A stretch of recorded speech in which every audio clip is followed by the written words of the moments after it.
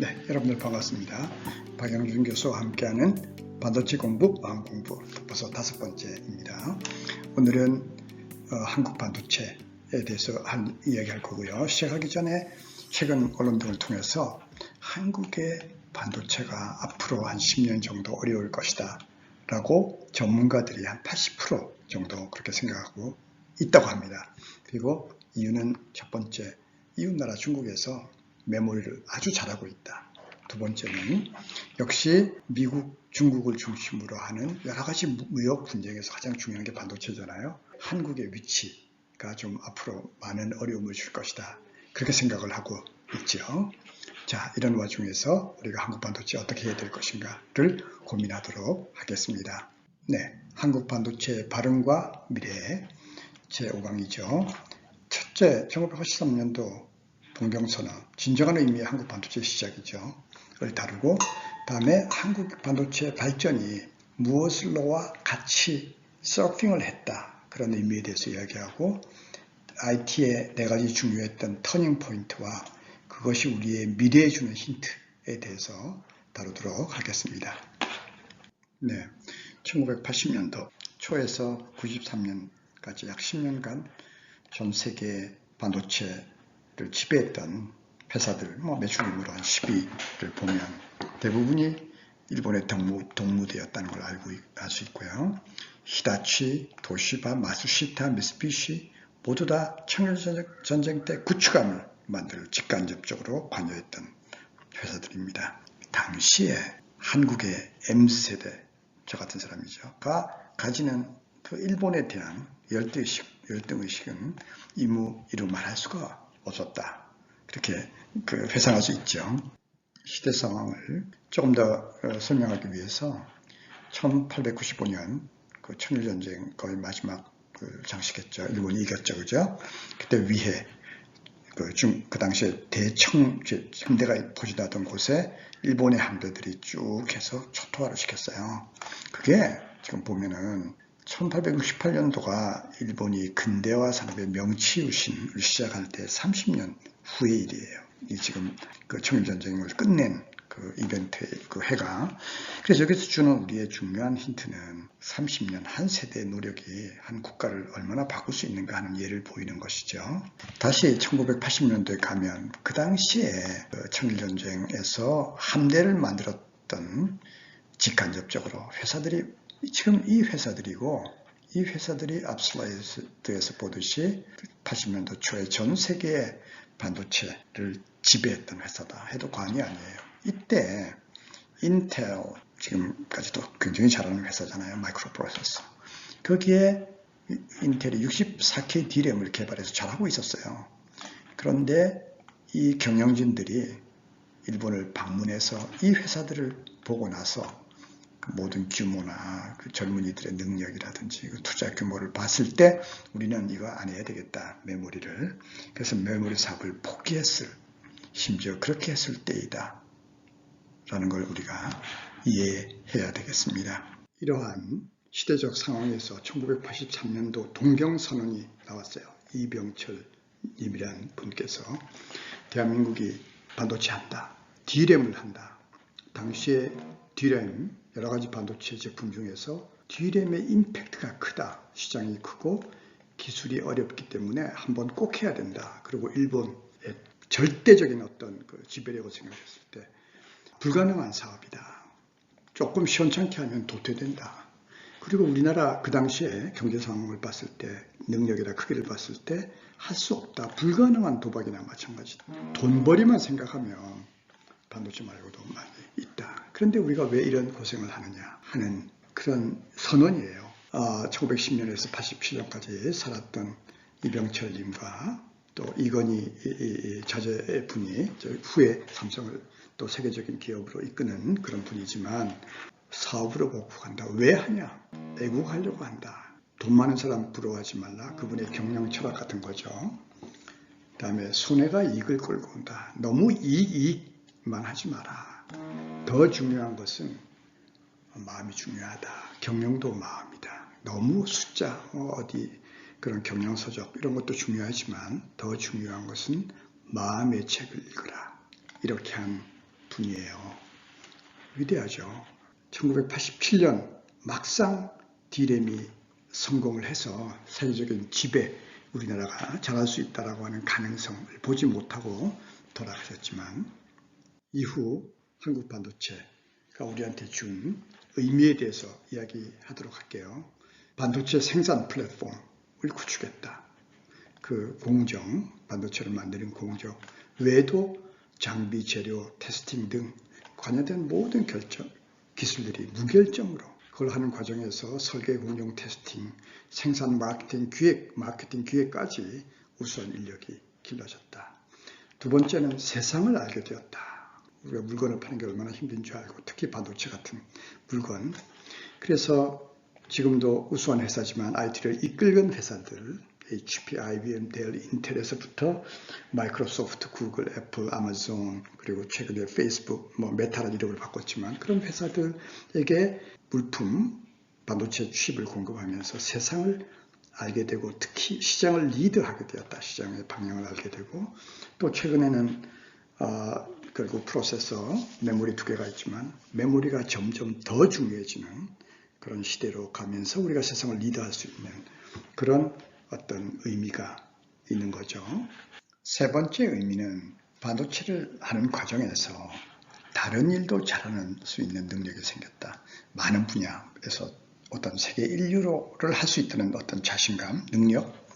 하나의 예로 우리 바이오, 제약, 미래 방향이죠. 또 한국이 가장 잘할 수 있는 나라가 됐다라고 이 언론에서 나오잖아요. 여기서 보듯이 지금 인천 송도에 한국의 바이오 회사, 지금은 다 완성이 됐지만 그런 것도 세계 인류로 갈 수 있는 그런 능력을 가질 수 있게 됐다는 것이 중요하죠.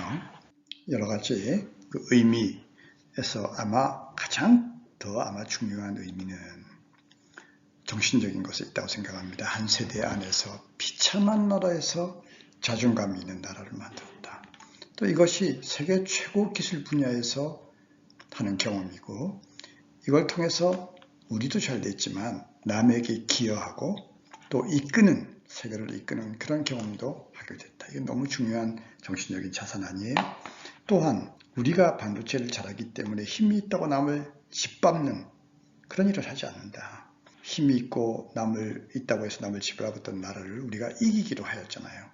그러나 지금은 그 나라의 반도체 회사들이 한국 반도체 회사의 물건을 팔고 하기 때문에 잘 살 수 있는 그런 어떤 상생의 구조를 우리가 만들고 있다는 것.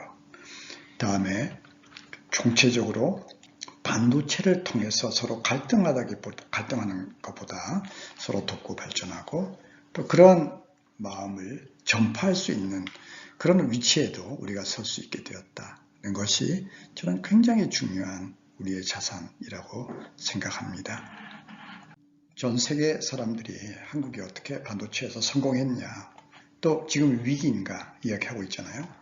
가장 큰 성공 요인은 역시 큰 기업 중심으로 오랫동안 투자하고 지도력이 있었다. 어려운 상황에서도.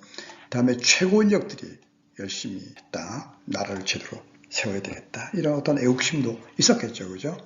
그러나 가장 더 중요한 것은 전 세계 IT가 어떤 웨이브가 있었다. 파도. 거기에 우리가 파도 타기에 적당한 시간에 들어가서 3, 40년 동안 쭉 우리가 파도 타기를 잘했다. 그런 측면이 저는 있다고 생각하고 특히 한국이 선택했던 메모리가 이런 무엇의 패러다임, 무엇로의 가장 대표적인 어떤 반도체잖아요. 그래서 그런 쪽에 잘 들어갔다는 것이고 사람들이 위기를 이야기하고 있습니다. 한국의 과도한 메모리 의존성이 크고 또 IT 시스템을 주도한다. 또 원천 소프트웨어가 좀 약하다 상대적으로 이렇게 이야기하기도 하고 AI, 자율주행, IoT, 인터넷 오브 더 띵 등에서 대응 능력이 그렇게 크지 못하다 이렇게 말을 하기도 해요. 그건 사람마다 또 다른 견해를 가질 수가 있는데 아마도 우리한테 더 중요한 위기 요인은 우리가 자만한다. 우리가 그동안 잘했으니까 이 방법으로 계속 잘하면 우리는 된다 라고 생각하는 어떤 고착하는 순간 그것이 우리가 내리막길이다. 그런 우리가 그 역사 경험으로 알 수 있는 것이죠. 우리가 깊이 생각해 볼 그런 부분이라고 생각합니다. IT 서핑 우리가 잘 탔잖아요. 그게 가장 중요한 이벤트 중에 하나가 우리의 트랜지스터의 선택이 처음 인류의 역사에 트랜지스터를 발명한 바이폴라 구조가 아니고 MOSFET 첫 발명 우리 그 구현을 한국 사람이 했잖아요. 강대원 박사가. 인류가 그 이후에 모스펫에 기본하고 플러스 CMOS, PMOS, NMOS를 같이 이용하는 CMOS 구조에 기반해서 반도체 칩을 만드는 그런 역사의 흐름에서 우리가 제대로 딱 타서 발전했다라고 하는 것이 가장 중요한 그 서핑의 역사 경향 중에 하나입니다. 한국 반도체를 발전시키는 과정에서 수많은 그 어떤 기로가 있었을 거 아니에요. 중요한 기술적인 선택이 많이 있었지만 그 중에 하나 내지 두 개를 소개하도록 하겠습니다. D램을 어떤 구조로 만드는가? 스택셀, 트렌치셀의 선택에서 한국이 특히 국제 프로젝트를 거치면서 88년도에 4메가빗 D램에서 기술적인 선택을 올바로 했어요. 그래서 그 올바로 하는 가장 중요한 핵심은 제조업 현장을 이해해야 되고 기로마다 빠른 판단, 제대로 된 판단을 할 수 있는 능력 같은 집중력이 필요하다. 그런 예를 간단하게 오늘 강의에서 기술적인 거 처음이지만 좀 설명을 드리도록 할게요. D램은 지난 우리 강의에서 모스펫 하나이고 게이트가 있고 소스에 요 캐패시턴스, PN 장쇼 캐패시턴스의 차지를 저장했다가 빼낸다. 이렇게 이야기했잖아요. 그죠? 회로로 표현하면 이렇게 되죠. 게이트를 워드라인을 선택하면 게이트죠. 그 다음에 내가 원하는 것은 이 캐패시터, 소스에 달려있는 PN 캐패시터에 차지를 넣으면 예를 들어서 비트가 1이 되고 차지가 없으면 0다. 이렇게 우리가 하고 싶어 하는 거죠. 1비트 저장하니까. 그래서 넣고 싶을 때는 워드라인을 선택하고 빗라인, 드레인이 되죠. 그죠? 이 드레인에 높은 전압을 가하면 전류가 흘려져서 차지가 들어가고 또 읽고 싶으면 선택하고 다음에 이 차지가 밖으로 나와서 차지가 있으면 예를 들어서 1이고 없으면 0다. 이렇게 하는 게 D램이잖아요. 근데 실제로는 이 PN 정션 캐패시턴스가 너무 작아서 차지 양이 너무 작기 때문에 불안해요. 그래서 사람들이 원하는 것은 뭐냐면 여기에 캐패시터를 또 하나 달아서 좀 차지를 많이 넣어주게 하는 그런 구조가 D램에서는 중요해요. 이 캐패시터를 어떻게 만드냐? 두 가지 방법이 제시됐죠. 아까 얘기했듯이 트랜지스터가 여기 있고 소스에 연결돼서 이 트랜지스터라고 이야기할까요? 소스에 연결돼서 여기에 넓은 어떤 캐패시터를 만들어주는 거죠. 다른 방법은 트랜지스터 아래에 실리콘 웨이퍼에 구멍을 파서 트렌치라고 하잖아요. 이 트렌치에 구멍을 파서 여기에 트랜지스터의 소스하고 연결해서 이 캐패시턴스를 이용하는 방법. 그 두 가지가 제시됐어요. 그 당시에 4메가빗, 4메가빗을 만드는데 그때 한국의 젊은 공학도들이 스택셀을 가야 된다. 트렌치는 이론은 좋지만 되지 않을 것이다. 가장 중요한 생각의 핵심은 우리가 웨이퍼를 만들면 처음에 한 달, 두 달 걸리잖아요. 그걸 턴어라운드 타임이라고 하는데 이건 처음에 시작할 때 트렌치를 파고 시작하잖아요. 그 다음에 트랜지스터를 만들고 이렇게 할 거 아니에요. 그죠? 근데 이 트렌치를 팔 때 그 당시의 기술로는 제대로 팠는지 안 팠는지 모르는 거예요. 알 수가 없어. 제대로 잘 못 파서 그 안에 찌꺼기가 있다고 한다면 한 달, 두 달 동안에 잘못된 웨이퍼가 흘러가는 그런 문제를 해결할 수 있는 방법이 없다는 걸 미리 안 거죠. 한국의 공학자들이. 그래서 우리는 이쪽으로 간다고 선택을 했어요. 한국의 회사들이. 그 선택 때문에 잘못된 선택을 한 회사들, 구태여 거명을 하자면 도시바라든지 또 미국의 TI라든지 하는 회사들은 D램에서 퇴출되는 가장 중요한 전기였다. 그럼 우리가 회상할 수 있죠. 제조업 현장을 이해해야 되고 깊이 있는 생각을 우리가 해야 된다는 것을 우리가 알 수 있습니다. 재밌죠? 1987년 일본의 니케이 일렉트로닉스라고 가장 좋은 잡지 중에 하나죠. 그 레포트를 간단하게 소개하겠습니다. 3메가 빅드램 한국이 어떻게 하고 있냐. 산학연이 잘하고 있다. 정부의 지원을 받아서 보면은 전 세계 일본이죠. 어떻게 디램을 만들고 있는 그 디램 데스트가 올라가고 있는데 한국은 이렇게 올라가고 있다. 그래서 1987년 현재 그 당시 계속 이렇게 올라갈까? 이런 기사예요. 근데 그 당시에 기사의 전체 그 플레이버, 그 느낌을 보면 그렇게 되지 못할 것이다. 이렇게 생각하는 거죠. 아까 얘기 드린 여러 가지 그 지도력, 또 올바른 기술적인 선택에 의해서 우리가 1990년도 중반이 되면서 세계를 제패하는 그런 전기가 마련된 것이죠. 그죠? 놀라운 일이죠. 한국 반도체의 두 번째 중요했던 그 기술적인 선택, 제품의 선택은 NAND 플래시 메모리를 3차원적으로 올리는 것에 선구자적인 그런 기술 개발을 했다는 것입니다. 그림에 보면 플래너 기술은 트랜지스터 하나라고 그랬잖아요. 거기에 이렇게 여러 개 트랜지스터를 넣으면 이제 그만큼 비트 수를 만들 수가 있는 거죠. 그런데 그걸로 부족하다. 더 많이 넣고 싶잖아요. 칩 하나에 뭐 100기가도 집어넣고 이제 싶고 그러니까 이거를 3차원적으로 쌓아서 만들었다. 3차원 구조죠. 간단하게 그 동작 원리를 이야기하면 이게 실리콘이죠. 마치 게이트 올 어라운드 트랜지스터와 같이 여기에 실리콘을 이렇게 실린더리클로 만들어서 세우고요. 다음에 게이트를 이렇게 둘러싸서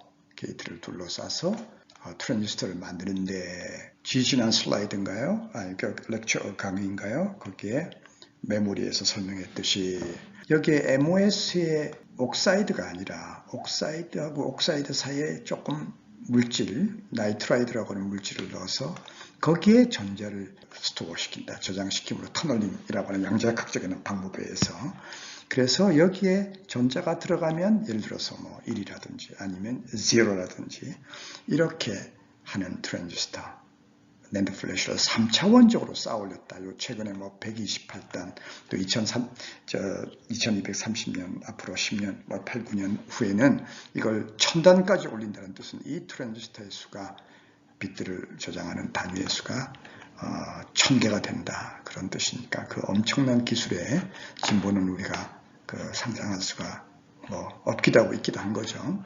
재밌죠. 자, 이제 미래에 대해서 이야기하도록 하겠습니다.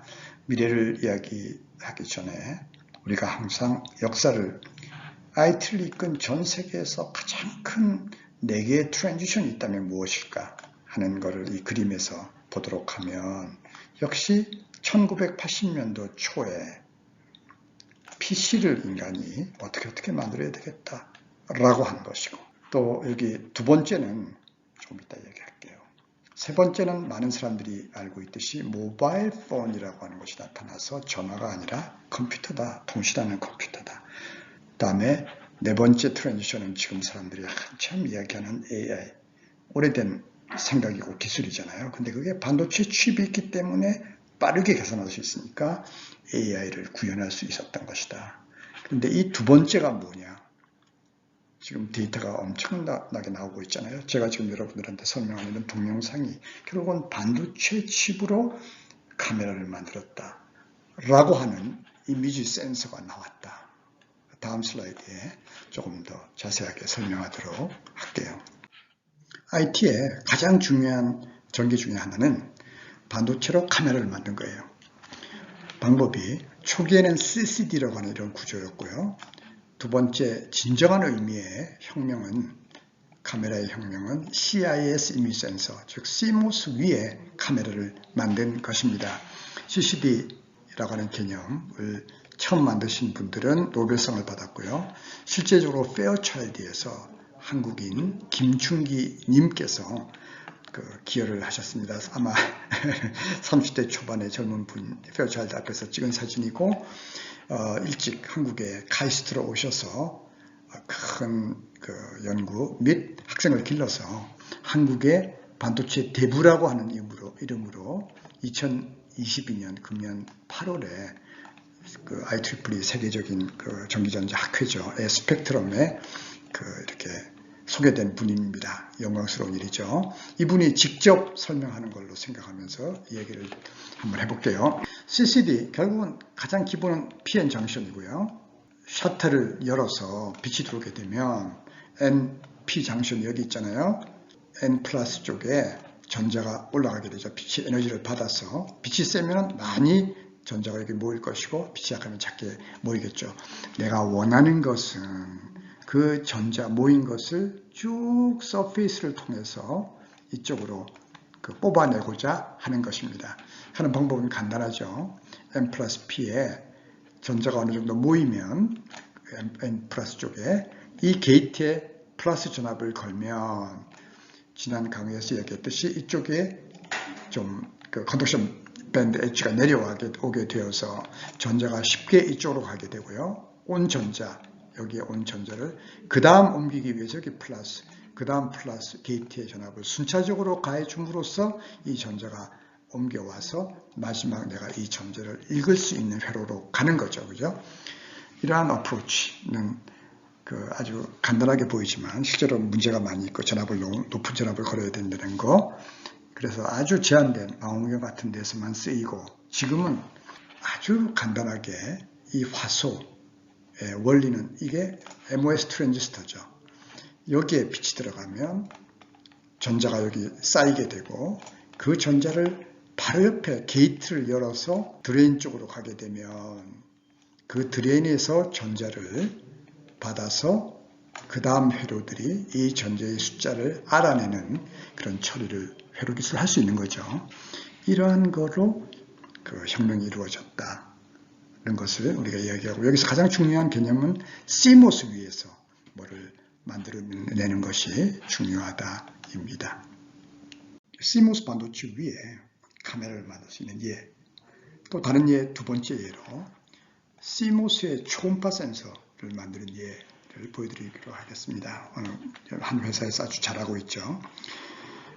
초음파를 측정하거나 초음파를 만들어내는 좋은 물질들이 많이 있어요. 꽤 비싼 물질이죠.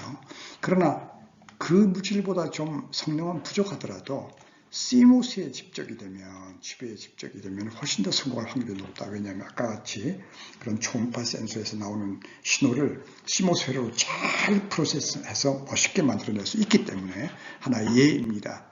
그래서 여기에 캐패시터를 만들어 놓고요. 그래서 매우 얇은 막 사이에 캐패시터를 만들어서 내가 초음파 신호가 음파잖아요. 그죠? 그 음파가 들어오면 이 막이 떨리니까 그 거리가 왔다 갔다 하잖아요. 이 사이의 그 거리, 간격이 줄어들어 늘어나면 캐패시턴스가 변하죠. 그 캐패시턴스를 옆에 있는 CMOS 회로가 쉽게 프로세싱 할 수 있다는 것으로 아주 성공을 한 하나의 예입니다. 그래서 스마트폰에 넣어서 우리 몸의 여러 가지 이런 것들을 초음파로 알아내는, 그래서 하나의 예이지만 이러한 예를 CMOS 위에 맛이라든지 화학, 냄새, 바이오 센싱 등을 우리가 한다면 많은 데이터 응용을 만들어낼 수 있다. 심지어 소프트웨어도 CMOS에 잘 집적을 하면 성공할 확률이 높다. 이런 것 예를 우리가 알 수가 있습니다. 번째 미래를 위한 힌트는 데이터량이 폭발하고 있다. 그러면 사람들이 만들어내는 디지털 데이터 바이트로 100제타바이트 정도 된다고 그러잖아요. 그러니까 10의 20승계, 셀 수도 없는 숫자지만 곧 요타 시대 10의 21승계를 만들어내고 더 이상 증가하게 되겠죠. 이런 데이터를 만들어내는 거, 처리하는 거, 다음에 그걸 내보내고 통신하는 거, 이런 것들이 전체적으로 너무 에너지를 많이 쓰는 거예요. 최근에 우리가 ESG 이야기하잖아요. environment, 환경 생각해야 되고, 또 sustainability 같은 이야기지만 지속 가능해야 되고, 또 그런 걸 할 수 있는 여러 가지 체제, 가버넌스에 적합하지 못하다. CMOS가 우리 지난 강의에서 얘기했듯이 CMOS가 결국 한 비트, 1비트를 처리하는데 에너지를 써야 되잖아요. 쓰는 것이 결국은 아웃풋의 캐패시턴스를 차징해야 되기 때문에 CV라고 하는 차지를 결국은, 물론 이 전압이 V지만 그 차지를 넣었다 뺐다 하는데 드는 한 비트에 드는 에너지가 할 수 없이 QVDD가 될 수밖에 없잖아. 이게 에너지가 너무 큰 거죠. 따라서 좀 다르게 하는 방법이 없나? 에너지는 어차피 폭발하겠죠. 뭐 메타버스, 뭐 3차원 영상 뭐 말할 수가 없지 않겠어요? 그래서 우리가 디지털 데이터를 CMOS 기반만으로 하지 말고 좀 다른 어떤 AI라든지 PIM 요새 메모리 안에 계산 능력을 넣자 이런 거 우리 다음 강의에서 퀀텀 컴퓨터 이야기하겠지만 이런 것들에 대한 총체적인 깊이 있는 생각 그래서 소프트웨어 그냥 코딩만 만드는 것이 아니라 깊이 있는 소프트웨어 공부, 수학의 깊이, 물리학의 깊이가 있어야겠다. 그게 힌트고요. 또 마찬가지로 뇌는 엄청난 일을 하지만 에너지를 많이 쓰지 않잖아요. 그런 것들에 대한 깊이 있는 연구 개발이 필요하다는 것이 힌트죠. 네, 마지막 힌트. 역시 우리의 마음과 정신, 자세일 수 있죠. 그죠? 꼭 뭐 반드시 뿐만이 아니지만 무엇을 서핑은 정해진 것을 열심히 한 것이지만 이제 좀 더 새로운 것을 우리가 찾아서 리드하는 그런 어떤 환경, 우리의 마음의 자세가 중요하다. TSMC 오늘 시간 때문에 이야기를 많이 하지 않겠지만 TSMC가 그 태동한 대만의 신주를 가면 지금 실리콘밸리와 같이 길거리에 세두고 여러 회사들이 쭉 모여 있어요. 그래서 서로 이야기하고 소통하는 그런 어떤 문화 같은 것이 지금 우리한테 더 필요하다. 지금도 잘하고 있지만 또 너무 정해진 것에 우리가 너무 많이 몰린다. 뭐 다른 나라도 비슷하긴 하겠지만 우리가 조금 더 그런 경향성이 강하잖아요. 너무 대기업에, 너무 수도권에. 그래서 젊은이들이 좀 더 새로운 것을 추구할 수 있도록 사회 전체가 저 같은 사람을 포함해서 도와주어야 된다. 그리고 이제 서핑을 위해서 파도가 와서 우리가 잘 서핑을 했잖아요. 계속 타고 있으면 이제 파도가 끝나잖아요. 그래서 조금 더 새로운 서핑을 위해서 갈아탄다, 뭐 주도한다를 위해서 마음을 크게 하고 또 존 슬라이드에서 이야기했듯이 더 다양성의 깊이가 있어야 된다는 것을 우리가 생각할 수가 있습니다. 네, 정리하도록 하겠습니다. 어떻게 재밌었나요? 오케이. 한국 반도체 발행, 성공 요인, 그리고 숨어있는 의미를 설명했어요. 자, 우리가 성공한 가장 중요한 것 중에 하나가, 이유 중에 하나가 모슬로를 잘 탔잖아요. 웨이브를 이제 끝나가고 있잖아요. 다시 어떤 우리가 웨이브를 만들거나 거기를 타야 될 것인가 하기 위해서 우리가 어떤 마음의 자세, 어떤 지식의 깊이를 가져야 되는가 하는 거에 대해서 설명했습니다. 오늘 수고 많이 하셨고요. 다음 주 제6강 벌써 반도체와 양자 컴퓨터에 대해서 설명하도록 하겠습니다. 여러분 한 주 잘 지내시고 다음 주에 뵙도록 하겠습니다. 수고하셨어요.